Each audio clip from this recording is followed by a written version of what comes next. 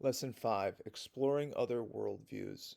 In the previous lesson, you learned 5 key benefits of engaging with diverse perspectives. We also discussed some of the challenges related to deciding when to have difficult conversations.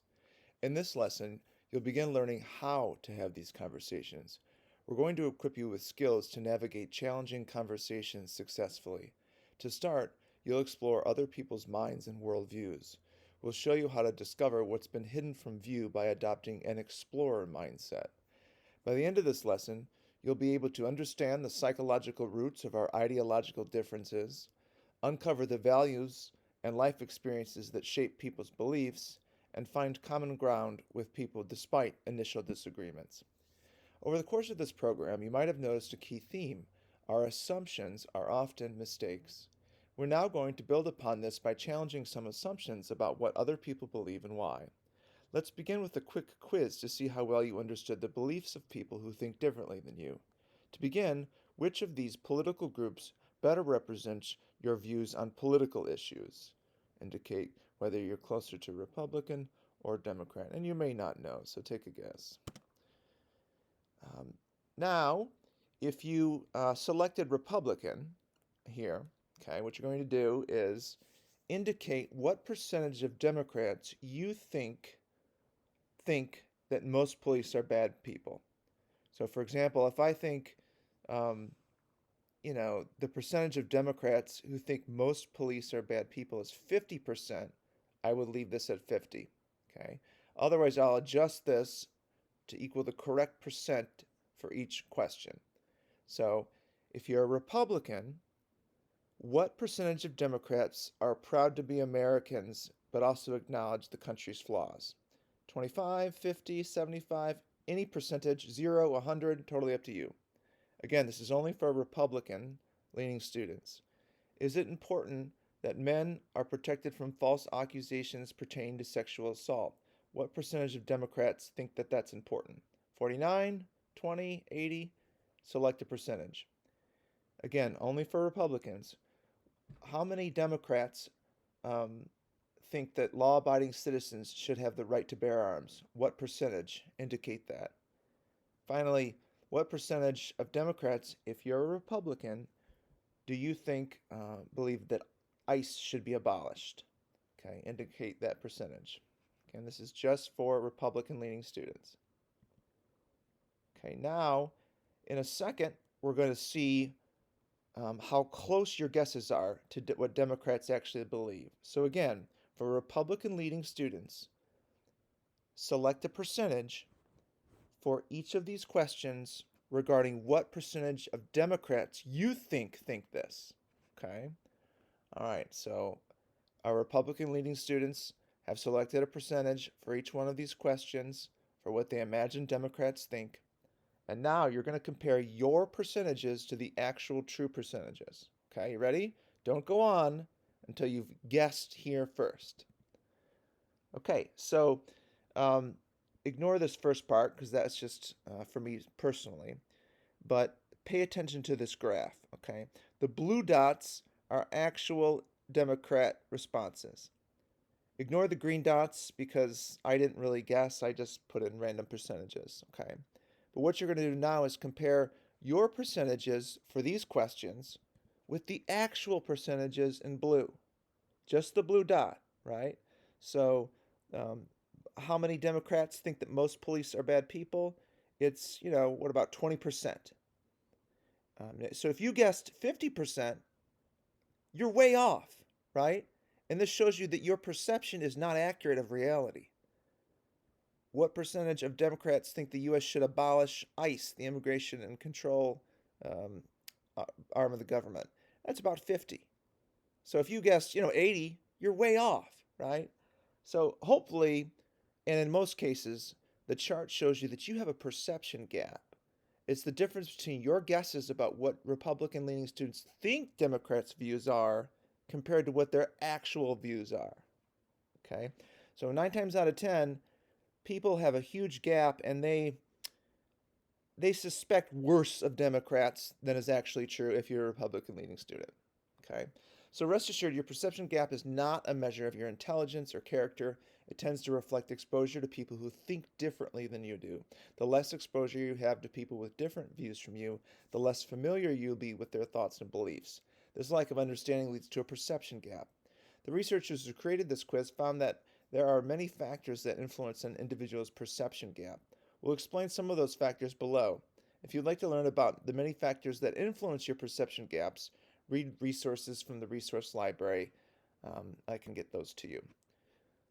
Okay, now, if you're a Democrat-leaning student, right? So if earlier on this question you selected, oh, I'm closer to Democrat, now what you're going to do is the same thing, except about Republicans, okay? So Democratic party leading students, what percentage of Republicans do you think believe that racism still exists in America? 49, 80, 20, anywhere, any percentage you want, okay? Again, Democratic Party leaning students. What percentage of Republicans think that many Muslims are good Americans? Okay, make a percentage guess. Same thing with what percentage of Republicans think sexism still exists? What percentage of Republicans think the government should do more to stop guns from getting into the hands of bad people? And what percentage of Republicans think that people are right to be concerned about how climate change might affect us? Okay. Again, these are not my actual percentage votes. I just barely touched the spectrum because you had to touch it a little bit to move on. So you are the one, again, Democratic leaning students, you are the one to guess what percentage of Republicans you think these things. Okay, now don't go on until you've guessed all of those. Okay, now we're going to see how close your guesses were to actually what Republicans believe. Again, don't advance until you've already selected percentages here. Okay, here goes. So the red bubbles, that's what Republicans actually think. Okay, so compare your percentage. So let's say you said you think 50% of Republicans think that racism still exists in America. That was your guess. Well, the actual percentage is, well, it looks like about 80. So if you thought only half of Republicans think this, you would be off by a lot, by 30 percentage points, right? So odds are, if you're a Democratic-leaning student, your estimates were way off from the actual numbers of what Republicans actually think. And we saw this earlier for Republican-leaning students. They were probably way off about what they think Democratic Party-leaning students are like. So again, I already kind of read this for the previous side. So nearly everyone who takes this quiz has some degree of perception gap. This means most of us have mistaken assumptions about people who think differently than us. More specifically, most of us tend to think more people on the other side hold more extreme views than they actually do. This research leads to some good news and some bad news. The good news is that the research shows we are less divided than we think we are. Americans' views are actually more similar to those on the opposite side of the political spectrum than they realize. There's a Venn diagram that shows that. And of course, this is where we want to be focused as a country, trying to get things accomplished. As it turns out, the research organization, More in Common, found that most Americans, 2/3, are fed up with the animosity and divisions in our society and want to find a new path forward.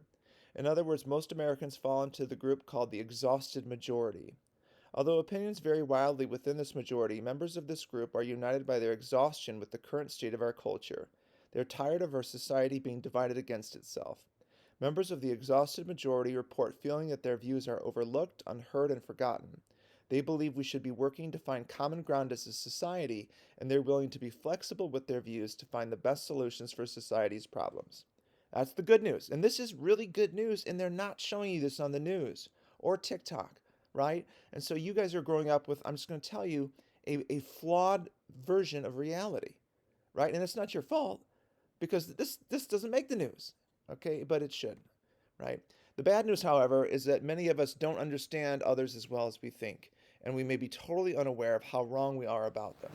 Why does this happen? Well, one major flaw is we tend to self-segregate into networks of people who already think like we do. Even if we live in a diverse place, many of us communicate primarily with people who already share our views. When we do talk with people who differ from us, it's less frequent, so we tend only to hear a few perspectives rather than the vast array of views that exist. In short, it's hard to know what other people actually think if you're not hearing much from them. Likewise, people who are different from us can't know what we think if we don't speak with them. What are some other reasons we misperceive each other? When we do hear from people we disagree with, we tend to hear the most extreme views. Extreme views make for much more exciting and inflammatory news stories and social media posts and debates. As a result, extreme views spread much more widely and attract much more attention than more measured and nuanced perspectives. This phenomenon is intensified by many social media platforms whose algorithms amplify extreme. It can feel like those with extreme views have megaphones while the rest of us are speaking at normal volume. To make matters worse, our brains use a shortcut called the availability bias, in which it estimates the frequency of an event by how easy it is to recall. So, if we can easily recall an extreme statement by someone on the other side of any particular issue, we tend to develop the false impression that their viewpoint is more common than it actually is. To recap, what does the research tell us about our perceptions of one another? Write down one of these two options. Pause the video to do so. We tend to develop the impression that we're more divided than we actually are, or people tend to have an accurate perception about what other people think. Choose one to recap. Okay, hopefully you got it right. Yes, we tend to develop the impression that we're more divided than we actually are. That's right. Well, people have always had a tendency to settle into like-minded groups, tribes. Researchers argue that over the past few decades, Americans have been sorting themselves into increasingly homogeneous communities, each with its own customs, beliefs, and ways of seeing the world. The journalist Bill Bishop called this the big sort.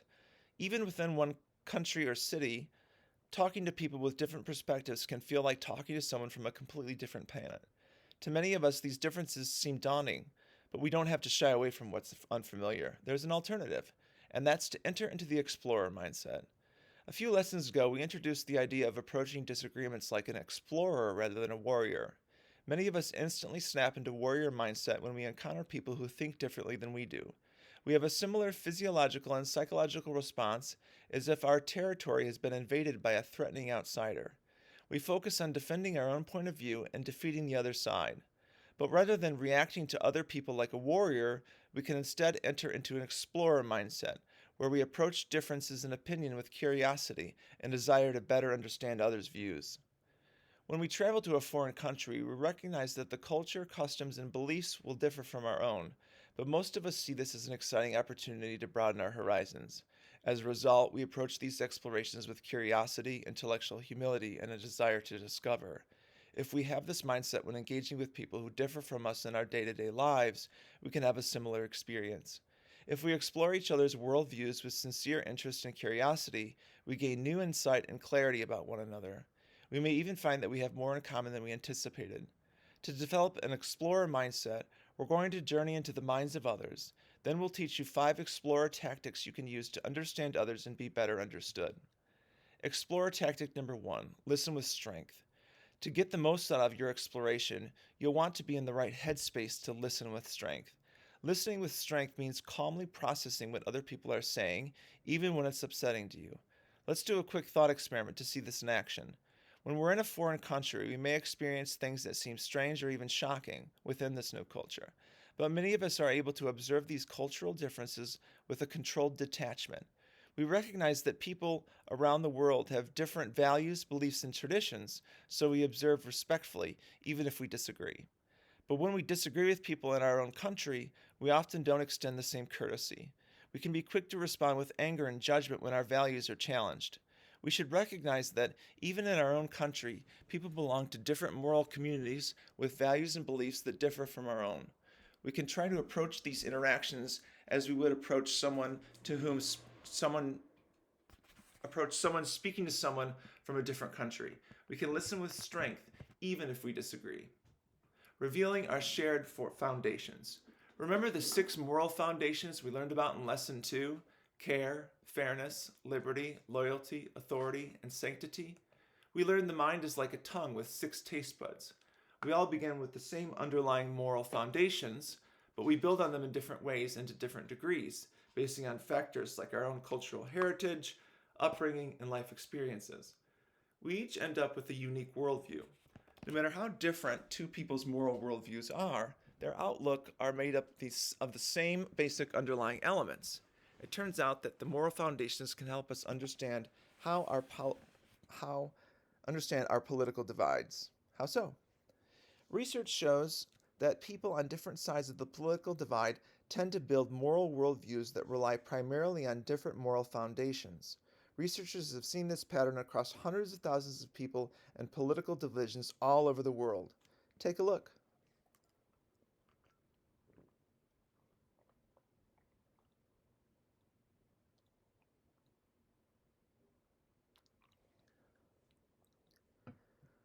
The graphs show that people on the political left tend to rely mostly on the care, fairness, and liberty foundations. The graph shows that people on the political right also rely on the care and fairness foundations, but to a lesser extent. But they rely a lot on liberty as well as loyalty, authority, and sanctity. To summarize, what does the above graph demonstrate? Pause the video and write down one of the following options.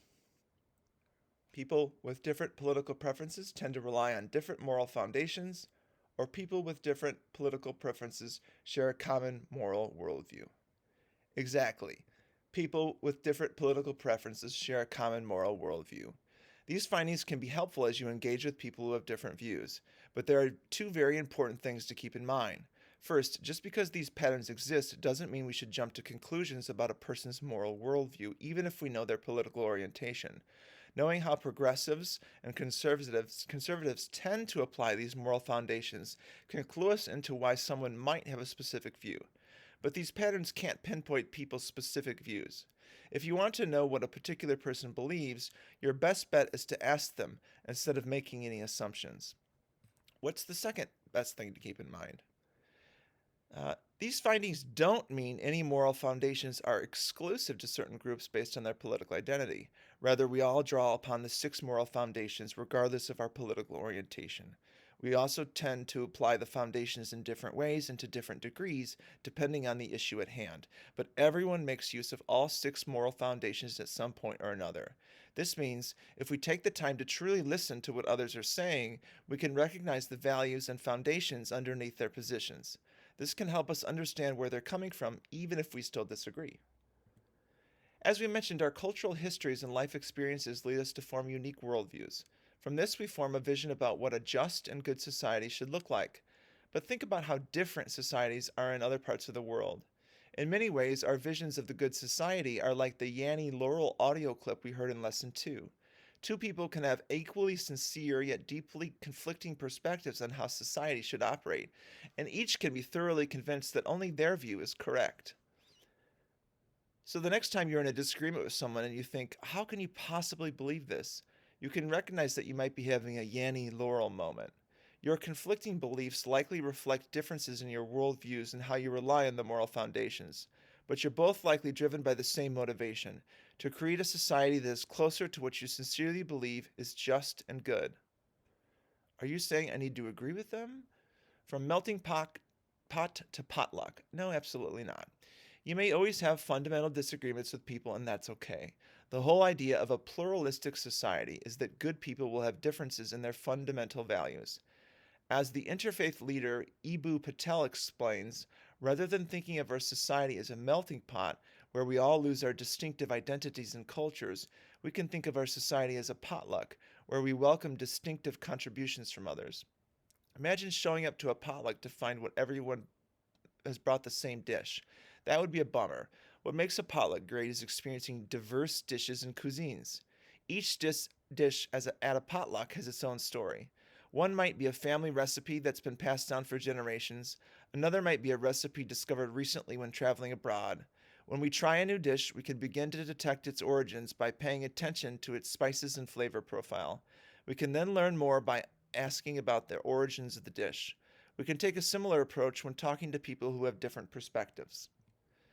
Explore tactic number 2, decoding people's language. We can learn a lot about people's values by paying close attention to the specific words they use. It's like cracking a secret code, hidden in the language people use to explain their positions. We can begin to discover people's moral foundations and values by analyzing and decoding their words and phrases. Let's try this out for ourselves by following along as 2 friends named Aisha and Maria discuss some hot button issues. They begin with a discussion about abortion, which is, I think, issue one on the ballot uh, this year. Aisha says, from the moment of conception, every life is sacred. We need to impose stricter regulations on abortion clinics to help protect the unborn. Maria responds, I have to disagree. I believe that every woman should have the right to control what happens to her own body, no matter the circumstance. Think about how Aisha and Maria, okay, are valuing things differently. They're all using the same six moral foundations, but they're emphasizing different specific moral foundations more so than each other. Okay, so what foundation is Aisha relying on in her argument? Consult the table. Um, consult consult this table right here. Okay, to look at the underlying portions of what Aisha says: sacred, impose stricter regulations, protect the unborn. Okay, so which of these six is she relying on? Right? Indicate one, two, three, all, as many of these as you think express the values that Aisha articulates in this passage. Okay, write that down. Pause the video if you need to. Now, Aisha was relying on the sanctity, authority, and care foundations. Let's take a closer look at her words. Aisha's declaration that every life is sacred indicates she's drawing on the sanctity foundation. Her desire to impose stricter regulations reflects the authority foundation, and her desire to protect the unborn reflects that she's drawing on the care foundation. Now let's look at Maria's argument. She says, I have to disagree. I believe that every woman should have the right to control what happens to her own body, no matter the circumstances. Now, for Maria, which foundation or foundations is she most emphasizing in her argument? Again, pay attention to the underlying portions and see how they connect to the moral foundations. To go ahead and pause the video and make your selections. Maria is relying on primarily the Liberty Foundation. You can see this in her statement that women should have the right to control what happens to her own body. But now let's see what foundations they use when talking about the next topic, gun control. Maria begins, we lose countless lives every year to gun violence. Those lives could be saved by enforcing stricter gun laws. Aisha responds, there is no doubt that gun violence is a tragedy, but at the same time it's terrifying that there are already millions of guns in this country. As an American citizen, I should have the freedom to own a gun, to protect myself, and keep my family safe. Again, going to Maria's line here and looking at the underlying portions, what foundation or foundations is Maria relying on in her argument? Go ahead and pause the video and make your selection or selections. Maria is relying on the care and authority foundations. Maria emphasizes the care foundation when she talks about losing countless lives which could be saved. She also makes use of the authority foundation by making the case for enforcing stricter gun law control laws. Let's take another look at Aisha's argument. In response to Maria, Aisha said, there is no doubt that gun violence is a tragedy, but at the same time it's terrifying that there are already millions of guns in this country. As an American citizen, I should have the right freedom to own a gun and protect myself and keep my family safe. Just as we did for Maria, now for Aisha, looking at the underlying portion specifically, what foundation or foundations is Aisha relying on in her argument? Pause the video and make your selections now. That's right, Aisha is relying on the Liberty and Care Foundations. Aisha's reference to her freedom to own a gun reflect her use of the Liberty Foundation. Her statement that gun violence is a tragedy and her desire to protect herself and keep her family safe reflect her reliance on the Care Foundation. Did you notice anything interesting about the foundations Aisha and Maria relied on when discussing the two issues? I think so, or not really. Make your selection. Well, we'll tell you. Aisha and Maria both use the same foundations but in different ways depending on the issue they're discussing. In the abortion example, Aisha's pro-life stance relies primarily on sanctity, care, and authority, whereas Maria's pro-choice view reflects her reliance on liberty. In comparison to the gun control conversation, now Aisha is emphasizing the Liberty and Care Foundation, and now Maria is invoking the Authority and Care Foundation. They're essentially reversing which moral foundations they're relying on when they move from one topic to another. This leads to an important insight. If Aisha and Maria listen carefully to each other's words, they can identify which moral foundations are underpinning their differences in opinion and unlock the mystery of their disagreement. Underneath their conflicting views, they may even find that they have a lot in common. If we explore the moral foundations that inform a person's perspective, we're much more likely to recognize the humanity of those we disagree with. We begin to see the values motivating their view, even if we disagree with their conclusions. In short, we can recognize that others can be driven by sincerely good intentions just like us, even if the resulting beliefs they have differ from our own. To recap, what can we uncover by listening attentively to the words people use to explain their positions? Write down one of these options. We'll discover that we share the exact same moral worldview despite our differences in opinion, or we can identify which moral foundations form the basis for their views. Exactly. The words people use to express themselves can clue us into which moral foundations are informing their stance. Even if we disagree, we can recognize how their view reflects their deeply held values. Before moving forward, let's take a moment to recall what you've learned about your own moral worldview. Back in Lesson 2, you identified how your life experiences have shaped your personal moral worldview. Remember, you shared that if your life experiences had been different, your values and views might be different in the following ways. This is just me typing stuff. It's important to remember that other people also have a unique worldview shaped by their own particular life experiences. Rather than jumping to conclusions about people with whom we disagree, it can be illuminating to dig below the surface to understand why they believe what they believe. Are you saying I need to change my mind? Absolutely not. There's a big difference between understanding the why behind someone's beliefs and agreeing with what they believe. You do not need to change your mind or agree with them, but by learning about what influenced someone's beliefs or values, you might gain some insight into their worldview. This can be valuable for you for a number of reasons. It can reduce stress and anger, which we all, could benefit from. It helps us relate to other people on a deeper level, which makes life more meaningful and more beautiful. And it can empower us to craft more compelling arguments that are likely to resonate with those who hold different beliefs. You can help persuade people that maybe your stance is a better one. And I have had people persuade me to hold different beliefs about really important issues, some of which have already been articulated. So if you stay open, this is possible. This is how you do this. Explore Tactic 3. Dig below the surface with the 5 W's. When you first hear someone's viewpoint on an issue, you can imagine you're only seeing the part of their view that's above the surface. You can learn about what's behind their beliefs by exploring below the surface. To discover what's hidden underneath others' worldviews, you can try asking these 5 questions, the 5 W's. Who in your life most influenced the way you think about this issue? What life experiences led you to develop this view? Where does this issue play out in your life? When does your view apply? Are there any exceptions? I'm curious, why is this issue important to you? And if you can say these kind of with a benign tone instead of aggressive tone or angry tone or sarcastic tone, that's going to go a long way too, of course.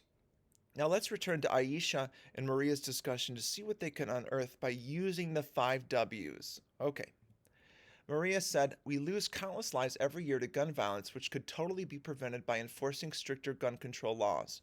Imagine that Aisha asks Maria, "What life experience led you to develop this view?" Maria replies, "Actually, a family friend of mine was paralyzed after being hit by a stray bullet. The person who shot the gun had a history of domestic abuse and should never have been sold the gun in the first place." Now let's see what happens when Maria reciprocates by inviting Aisha to share her story. Aisha stated, "There is no doubt that gun violence is a tragedy, but at the same time it's terrifying that there are already millions of guns in this country. As an American citizen, it's my right to have a gun to protect myself and keep my family safe." Now Maria asks Aisha, "Why is this issue so important to you?" Aisha replies, "Well, I lived through an incident at a local mall in which a shooter attacked innocent bystanders. Luckily, someone had a gun, so they were able to hold off the attacker until the cops came. It was terrifying. I can't imagine how many lives might have been lost if that person didn't have a concealed gun." By sharing these personal stories, Aisha and Maria are more likely to understand why they believe what they believe. It can help them empathize and understand with one another, even if they disagree. What if they don't understand each other better right away? That's totally normal.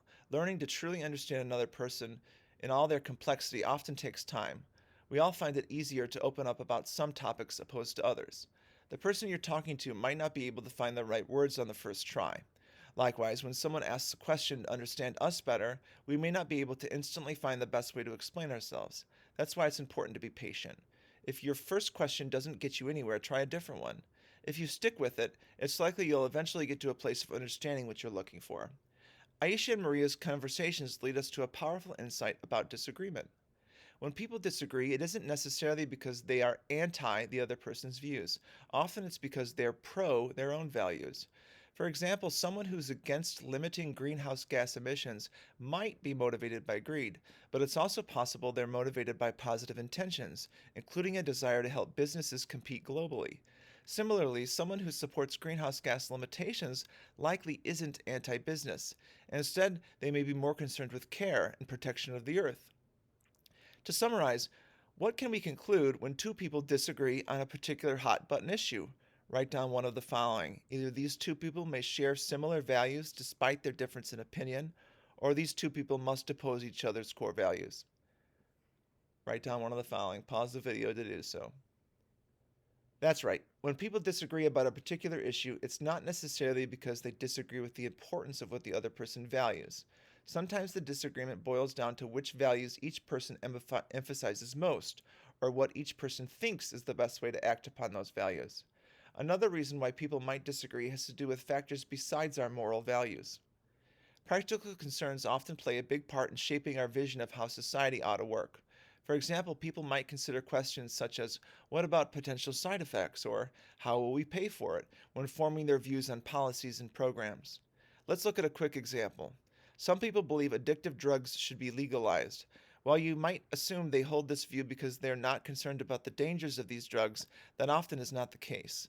Often they believe banning and criminalizing these substances won't decrease drug use. Instead, they worry strict bans may increase the import and sale of illegal drugs in an unregulated black market. Because these people are concerned about the adverse side effects of drug bans, they suggest alternative approaches like legalizing those substances and imposing government oversight of drug markets. When discussing controversial issues, we might not know which values or practical concerns are influencing someone's opinion. For that reason, it's important to avoid jumping to conclusions about the why behind someone's opinion. Their reasons might be quite different from what we expected. So, if you catch yourself making assumptions, try to put on your explorer hat and ask questions to uncover what's influencing their viewpoint. Chances are they'll appreciate that you asked. There's something else we can gain from digging into the reasons behind someone's beliefs. Building a coalition. If we take the time to explore why the person believes what they believe, we can often find that we actually have common goals. By digging below the surface, we might discover that people we thought of as our opponents are actually trying to achieve the same thing as us. This presents a valuable opportunity for us, which we discussed in the last lesson. It allows us to build broad and diverse coalitions to bring about the changes we want to see in the world. The first step is being able to detect whether we have shared underlying goals with people who initially seem to be at odds with us. We do that by using Explorer tactic number 4, separating goals from strategies. Many of us conflate, that is, smash together, goals with strategies. But goals and strategies are actually very different. Goals are what you intend to accomplish, whereas strategies are methods to accomplish those goals. Being able to separate them is an incredibly powerful tool to help us resolve our differences and advance the things we care about. Right now, describe a goal that you would like to see accomplished in order to change society for the better. For example, um, you, know, you cannot use this example. Okay, I'm going to give you a 0 if you use this example because whenever you see an example and you use something similar, uh, you're not stretching your mind enough. Okay, so describe a legitimate, authentic goal you would like to see to change society for the better in at least 3 to 5 sentences. I don't care what your belief is. It can be anything, and as long as you explain it a little bit, it's fine. Okay, but don't just give me reduce world hunger to help people. Like no, like give me something you actually think. Otherwise, I'm just gonna give you a 0. Okay, I want you to actually think on this. Pause the video and take your time. Now, describe a strategy that might be used to achieve this goal that you just articulated about making society better. Okay? A strategy is a way to turn your goal that you wrote here into a reality. For example, you might say advocate for public policy to help the impoverished or donate to organizations that support those in need. But again, don't use these. If you use these or anything similar, I won't count it. Okay? Think, right? Think of actual strategies. Think if you're actually tasked, think you have the job of your dreams to solve this problem. President, whomever's in charge at this moment, gives you the ability to solve it with whatever strategies you want. Come up with them here, 3 to 5 sentences minimum. Pause the video to do so. It's pretty common for people to agree on a goal, like, um, reducing the number of impoverished people, but they also probably completely disagree on how to achieve the goal, the strategies to get there. In fact, we get so caught up in disagreements about strategies, for example, which policy we should adopt or which tactic our movement should take, that we can totally fail to recognize that we're actually working towards the same goal. Let's return to Aisha and Maria's conversations about gun control to see this in action. Maria had said, "We lose countless lives every year to gun violence, which could totally be prevented by enforcing stricter gun control laws." Aisha had responded, "There is no doubt that gun violence is a tragedy, but at the same time, it's terrifying that there are already millions of guns in this country. As an American citizen, it's my right to have a gun to protect myself and keep my family safe." Notice that Aisha has already highlighted a point of agreement between herself and Maria. Both speakers would like to reduce gun violence and prevent unnecessary injuries and deaths in their communities. This means that Maria and Aisha actually have common goals. They're merely disagreeing about the strategy, the best way to accomplish those goals. Their common goals are to reduce gun violence and to keep innocent people safe. Maria supports the strategy of strengthening restrictions on gun ownership to prevent weapons from getting into the wrong hands. Aisha supports the strategy of allowing responsible people to own guns to ensure their self defense. Rather than continuing to argue over the difference in strategy, how to get there, Aisha and Maria could recognize they have a common goal. They are both troubled by the prevalence of gun violence, and they are actually united in their desire to fix this devastating problem. They could start seeing each other as partners working to end gun violence as opposed to enemies. You can identify people's goals to help you do this. You can learn more about a person's goal by asking them directly, "What is the goal or outcome you'd like to see in regard to this issue?" Or, "What is it that you care most about?" Once you've both stated your goals, you can work to find what shared concern you have in common. Perhaps you've both been after the same goal all along. For example, imagine you meet Omar. You ask Omar what he'd like to accomplish, and he says, "Teach him well." What a coincidence. You have the same goal that he does, but Omar has a different idea of how to accomplish the goal. Okay? You both want to, teach him well, but Omar's strategy differs from yours. What conclusion, write down one of the following, should you draw about Omar, given that he supports a different strategy to achieve this goal? My differences with Omar are irreconcilable. We can never solve them. We're on totally opposite sides of the issue. Or, my differences with Omar are on the surface level. Deeper down, we're alike in that we both want the same thing. Write down one of the following. Great job. You and Omar could be partners in a powerful coalition. Of course, you won't always find that you share a goal with someone else, but that's totally okay. You can still work to find mutual respect and understanding for one another despite your differences. There's a metaphor we can use to think about our differences, which leads us to our fifth and final explorer tactic. Start by crossing short bridges. The civil rights expert John A. Powell, who spells his name in lowercase, has suggested that we can think about our differences from others as short bridges or long bridges that we need to cross. In other words, we can think about how far apart we are from others. Some explorations will reveal that your moral worldview is a lot closer to the other person's than you initially thought, or maybe your worldviews are fairly different, but you share a common goal. In cases like these, you can imagine there's a short bridge between the two of you. Crossing the bridge will take effort and goodwill, but the distance is not so great to traverse. Other times, after digging deeper, you'll find that you and the other person do not share the same goals. Listening to each other might highlight that your moral worldviews are further apart than you realized. If you find yourself in a conversation like this, you and the other person don't need to think of one another as enemies. Instead, you can visualize a long bridge between the two of you. This is helpful because bridges connect people across any difference. If you recognize there's a long bridge between you and the other person, you acknowledge that it may not be quick or easy to cross that bridge to make the connection, but it certainly still remains possible for you to do so. Long bridges can be challenging to cross, sure, but just like with running, biking, or swimming, the more we train, the easier it gets to go longer distances. You can build your bridge crossing muscles over time by starting with short bridges and working up to longer and longer bridges with practice. Let's take a moment to review everything we've discussed in this lesson. We began by exploring how we often develop misperceptions about what other people believe and why they believe it. We learned that we are, in fact, less divided than we tend to think. In reality, 2/3 of Americans fall into a group called the exhausted majority. The majority of people are frustrated by our bitter divides and believe we can find common ground. The best way to explore who people really truly are and what they believe is by embracing that explorer mindset. Here are 5 explorer tactics that we can use to search for a common goal. We can listen with strength. This is where we learn more effectively if we can process what we hear without immediately judging or reacting to what we've heard. The second explorer tactic is decode people's language. We can discover the moral foundations underlying people's positions if we listen carefully and analyze the words they use. The third explorer tactic we can use to search for common ground is to dig beneath the surface with the 5 W's. We can uncover the reasons why people believe what they believe by asking questions about their values and experiences. We can separate goals from strategies, they are not the same thing. We can uncover a common goal with someone, even if we favor different strategies to accomplish said goal. And the fifth explorer tactic we can use to search for common ground is to start by crossing the short bridges. Then we can work up to crossing the longer bridges by participating in conversations and taking our time. Now, let's wrap this up with some life hacks.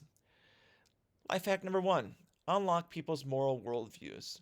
In the next week, whenever you hear someone defending their point of view on an issue, listen carefully to their words and see if you can decode which moral foundations are influencing their viewpoint.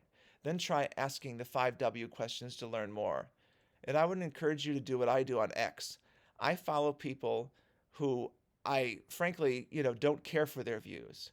Um, I follow people who tend to represent the opposite of what I believe just to make sure I'm staying open.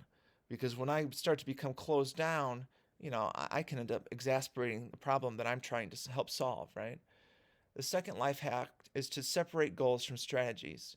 In the next week, when you disagree with someone in person or on social media, even if it's about a small interpersonal issue like, what to have for lunch, practice separating your goals from your strategies, right? You both want a good lunch, right? It's just you have different strategies to get there. Then do the same with theirs. Once you do this, try developing a new strategy that will help you both achieve your goals. And really actually try to do this. Like, don't just pretend to do it. If you actually try to do these things, you're going to make our country better. But if you just ignore this assignment, you're probably going to make the problem worse for all of us, right? Which isn't good for you or the future children you want to bring into this world. Number 3 life hack: highlight your common goal. Over the next week, if you find yourself arguing about something and the other person makes a point with which you agree, tell them so. Great. Let's now wrap up and do some brief self-reflection. What's the key takeaway or takeaways you learned from this lesson? Take a few minutes and write 3 to 5 sentences. In the upcoming week, how will you implement this key takeaway in your life? Pause the video and write 3 to 5 sentences of reflection here as well. As a reminder, here's a summary of what we learned in Lesson 5.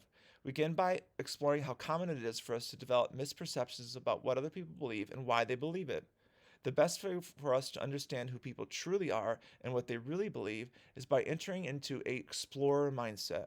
The 5 explorer tactics we can use to search for common ground with other people are listening with strength, where we'll learn more effectively if we can process what we hear without trying to immediately judge or react to it. We decode people's language. We can discover the moral foundations underlying people's positions if we listen carefully and analyze the words they use. We can dig beneath the surface of the 5 W's to reveal the reasons why people believe what they believe. And as a reminder, those 5 W's are: who in your life has had the most effect on the way you think about this issue? What life experiences might have led you to develop this view? Where do you see this issue playing out in your life? When do you think this view applies? Are there any exceptions? Why is this issue so important to you? I'm curious. Finally, the fourth, next to last thing here, separate goals from strategies. We can uncover a common goal with someone even if we favor different strategies to accomplish that goal. And finally, we can start by crossing short bridges. We can work up to crossing a long bridge by practicing crossing short bridges first.